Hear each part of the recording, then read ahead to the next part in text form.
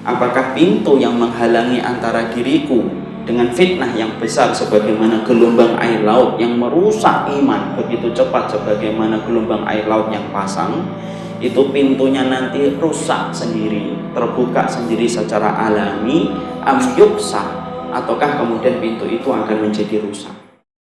Orang yang nyari ilmu apabila tidak mengenal penyakitnya ilmu itu bahaya.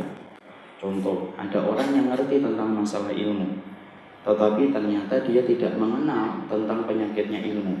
Dan di antara penyakitnya ilmu itu apa? Taklid buta, fanatisme kepada kelompok. Apa yang terjadi kalau dia rajin untuk menuntut ilmu, tetapi terkena virus, yaitu taklid buta, fanatisme kelompok. Akhirnya dia hanya membenarkan kelompoknya, hanya mengkultuskan ustadznya, hanya mengkultuskan golongannya, tetapi selalu menyalahkan siapapun yang membawa ilmu ketika tidak sesuai dengan apa yang dia dapatkan dari ustadznya ataupun kelompoknya. Apa yang terjadi?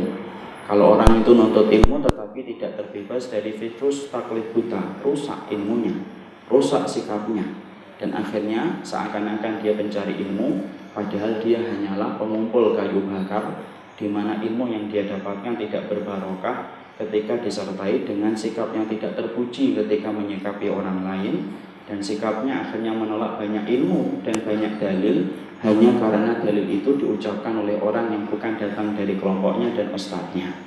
Itu kan penyakit. Dan akhirnya apa? Orang yang nyari ilmu tidak ngerti penyakit, ya bahaya semacam itu.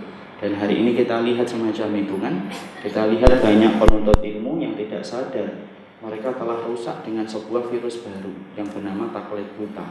Akhirnya membenarkan kelompoknya, dan yang ironis, orang yang terkena taklid buta tidak sadar bahwasanya dia terkena taklid buta, dan akhirnya membabi buta ketika dia membela kelompoknya dan golongannya, dan membabi buta untuk merendahkan, menyalahkan, menvonis siapapun yang mereka bukan datang dari kelompoknya dan ustadznya.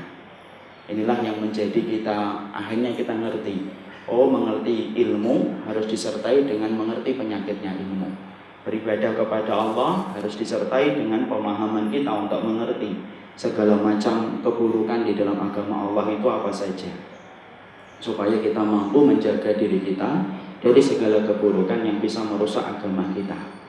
Karena rusaknya agama itu bisa cepat terjadi tanpa kita terasa. Berapa banyak orang yang mereka tergadaikan agamanya gara-gara dunia, kayak Balaam bin Bawra, cepat rusak agamanya, lebih cepat daripada kita membangun satu rumah ataupun satu istana. Ada orang yang begitu cepat rusak agamanya karena dia tidak mengetahui pokok keburukan. Karena rusaknya agama merupakan perkara yang sangat diinginkan oleh iblis. Makanya kita dapati ada orang yang rusak agamanya walaupun sudah melewati keemasan di dalam masalah iman, kayak Balaam bin Bawra, rusak agamanya gara-gara harta. Kita mendapati pula ada orang yang rusak agamanya begitu cepat gara-gara ketika dia mengikuti seorang wanita akhirnya menjadi murtad. Sebagaimana kita melihat kisahnya, sebagaimana seorang mujahid yang hafal Quran, Abdurrahman bin Abdul Rahim, rusak agamanya gara-gara mengikuti wanita, dia murtad dari agamanya dan mengikuti agama wanita yang dia puja. Rusaknya agama itu cepat.